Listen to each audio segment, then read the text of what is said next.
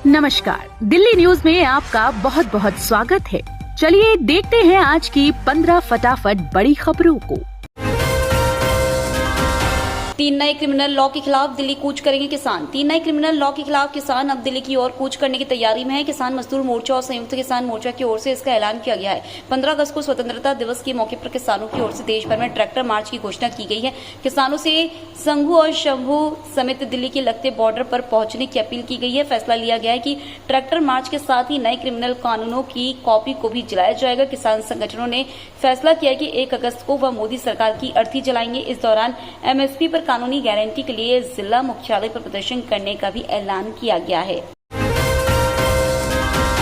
धर्मेंद्र प्रधान के बयान पर बोले राघव चड्ढा, अगर पेपर लीक नहीं हुआ तो फिर सीबीआई जांच क्यों। संसद का मानसून सत्र की शुरुआत हो गई है। दोनों सदनों में नीट पेपर लीक मामले को लेकर विपक्ष ने जमकर हंगामा किया। वहीं राज्यसभा में आम आदमी पार्टी के सांसद राघव चड्ढा ने सत्ता पक्ष पर जमकर हमला बोला। उन्होंने कहा कि पेपर लीक से लाखों बच्चों का भविष्य अंधकार की कगार पर खड़ा है। केंद्रीय शिक्षा मंत्री धर्मेंद्र प्रधान पेपर लीक मुद्दे से ध्यान भटकाकर लाखों छात्रों को गुमराह कर रहे हैं। राघव ने कहा कि पेपर लीक से इंसान का मनोबल नहीं टूटता, उसका तन मन सब टूट जाता है। उन्होंने कहा कि अगर पेपर लीक नहीं हुआ है तो सीबीआई जांच किस विषय की कर रही है और लोगों को गिरफ्तार क्यों कर रही है। सुप्रीम कोर्ट किस मामले का संज्ञान लेकर केंद्र सरकार से सवाल पूछ रहा है। नेशनल हेराल्ड मामले में हाईकोर्ट ने सोनिया राहुल से मांगा लिखित जवाब। नेशनल हेराल्ड मामले में दिल्ली हाईकोर्ट ने पूर्व कांग्रेस अध्यक्ष सोनिया गांधी और लोकसभा में नेता प्रतिपक्ष राहुल गांधी के साथ ही भाजपा के पूर्व राज्यसभा सांसद सुब्रमण्यम को अपना संक्षिप्त जवाब दाखिल करने का निर्देश दिया है। 4 सप्ताह के अंदर जवाब दाखिल करने का निर्देश देते हुए अदालत ने सुनवाई स्थगित कर दी। अदालत पूर्व राज्यसभा सदस्य सुब्रमण्यम स्वामी की याचिका पर सुनवाई कर रही है। वरिष्ठ अधिवक्ता सुब्रमण्यम स्वामी ने हेराल्ड मामले में ट्रायल कोर्ट के समक्ष सबूत पेश करने की मांग की है। अभी विशेष दर्जा नहीं पाएगा बिहार, नीतीश कुमार की पार्टी से सरकार का साफ इनकार। संसद में बिहार को विशेष राज्य का दर्जा देने की मांग उठी, लेकिन सरकार ने ऐसे किसी भी प्लान से इनकार कर दिया है। खास बात यह है कि एनडीए यानी नेशनल डेमोक्रेटिक अलायंस में भारतीय जनता पार्टी के साथ जनता दल भी इसकी मांग करते रहे हैं। सरकार की तरफ से मना किए जाने के बाद राष्ट्रीय जनता दल ने जमकर निशाना साधा और कहा कि बिहार को विशेष राज्य और विशेष पैकेज दोनों ही चाहिए। बिहार के झंझारपुर से जदयू सांसद रामप्रीत मंडल ने वित्त मंत्रालय से सवाल किया कि क्या सरकार के पास बिहार को विशेष राज्य का दर्जा देने की कोई योजना है। इस पर वित्त राज्य मंत्री पंकज चौधरी ने लिखित जवाब में इससे इनकार कर दिया। केंद्र कार्रवाई करे तो हमारे पास आए, दिल्ली हाईकोर्ट से वक्फ बोर्ड को बड़ी राहत। दिल्ली हाईकोर्ट से सोमवार को दिल्ली वक्फ बोर्ड को बड़ी राहत मिली। उच्च न्यायालय ने दिल्ली वक्फ बोर्ड से कहा है कि जब भी केंद्र सरकार सेंट्रल विस्टा परियोजना के संबंध में उसकी संपत्तियों के खिलाफ कोई कार्रवाई करती है तो वह अदालत का दरवाजा खटखटा सकता है। जस्टिस पुष्पेंद्र कुमार कौरव की अदालत ने सुनवाई के दौरान कहा कि सेंट्रल विस्टा प्रोजेक्ट को सुप्रीम कोर्ट की मंजूरी मिली है, इसमें बोर्ड को 2021 में दायर अपनी याचिका वापस ले लेनी चाहिए। बता दें कि दिल्ली वक्फ बोर्ड ने याचिका में क्षेत्र में अपनी 6 संपत्तियों की सुरक्षा की गुहार लगाई थी। बोर्ड ने इन संपत्तियों के संरक्षण और सुरक्षा के लिए निर्देश मांगे थे। हर साल 78 लाख लोगों को मिलेगी नौकरी, इकोनॉमिक सर्वे में हुआ खुलासा। इकोनॉमिक सर्वे पेश करते हुए वित्त मंत्री निर्मला सीतारमण ने कहा है कि बढ़ती वर्क फोर्स की जरूरतों को पूरा करने के लिए सालाना लगभग 78 लाख 5,000 नौकरियां पैदा करने की जरूरत है। सर्वे में यह भी बताया गया है कि 65% आबादी 35 वर्ष से कम है, फिर भी कई लोगों के पास आवश्यक स्किल का अभाव है। अभी केवल 51.25% युवा ही रोजगार योग्य हैं। ब्रजमंडल जलाभिषेक यात्रा में दिखा भाईचारा, मुसलमान ने पिलाया पानी, हिंदू ने दिया प्रसाद। ब्रजमंडल जलाभिषेक यात्रा के दौरान एक बार फिर मेवात का सदियों पुराना हिंदू मुस्लिम एकता का संगम नजर आया।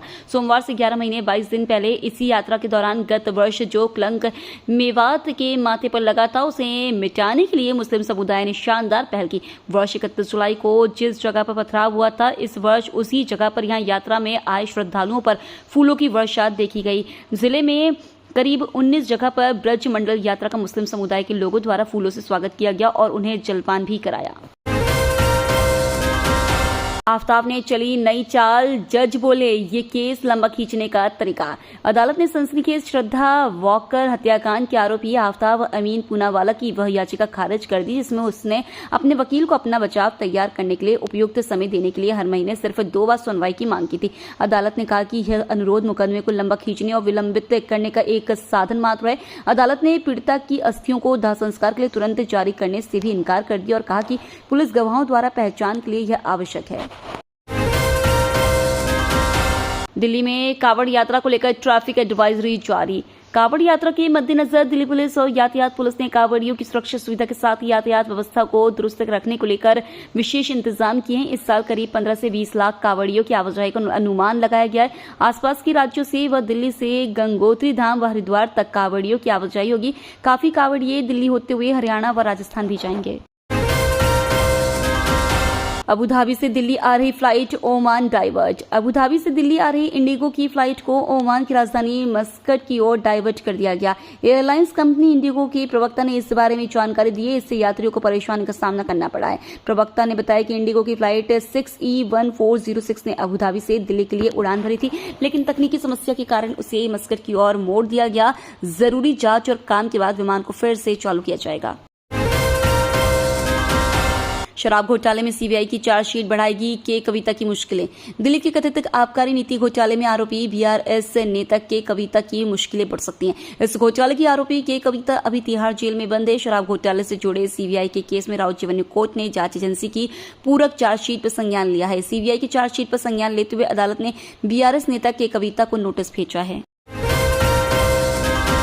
बीएसएनएल सिम लेने से पहले अपने एरिया में ऐसे चेक करें बीएसएनएल का network. BSNL network coverage check करने के लिए सबसे पहले आपको https://www.nperf.com/en/ इस वेबसाइट पर जाना है। अब आपको माय अकाउंट पर क्लिक करना है। अब आपको क्रिएट अकाउंट पर क्लिक करके अपनी प्रोफाइल क्रिएट कर लेनी है। अब आप जैसे इस पोर्टल पर लॉगिन हो जाएंगे, आपके सामने डैशबोर्ड आ जाएगा। अब आपको बीएसएनएल सेलेक्ट करना है और उसके बाद अपने शहर को, अपने एरिया की जानकारी भरकर सर्च पर क्लिक करना है। अब आपके सामने आपके एरिया में बीएसएनएल नेटवर्क है या नहीं, उसकी जानकारी आ जाएगी। राहत फतेह अली खान दुबई एयरपोर्ट पर गिरफ्तार। खबर आ रही थी कि मशहूर पाकिस्तानी गायक राहत फतेह अली खान को दुबई एयरपोर्ट से हिरासत में ले लिया गया है। जियो टीवी के हवाले से यह बात सामने आई है कि पुलिस स्टेशन से राहत फतेह अली खान से कई घंटों से पूछताछ चल रही है। हालांकि अब जो वीडियो सामने आया है वो कुछ और ही कहानी कहता दिखा। वीडियो में राहत फतेह अली खान अपनी गिरफ्तारी की बात को नकारते दिखे। हालांकि ऐसा उन्होंने सीधे सीधे नहीं कहा। उन्होंने गिरफ्तारी की बात को नजरअंदाज करते हुए कहा कि मैं दुबई में अपने गाने रिकॉर्ड करने के लिए आया हुआ हूं और सब ठीक है। मैं यही आपसे गुजारिश करूंगा कि ऐसे घटिया अफवाहों से बचें।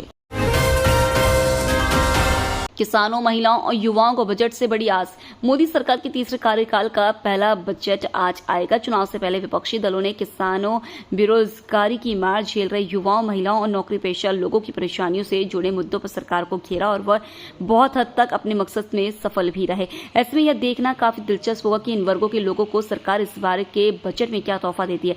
जानकारों का मानना है कि अपने तीसरे कार्यकाल के पहले पूर्ण बजट में सरकार महिलाओं, किसानों और युवाओं के लिए खजाना खोल सकती है। युवाओं के लिए रोजगार बढ़ाने के नए उपाय बजट में दिखाई दे सकते हैं। तो महिलाओं को लखपति बनाने की भाजपा की योजना को आगे बढ़ाने के लिए सरकार भारी निवेश की घोषणा कर सकती है।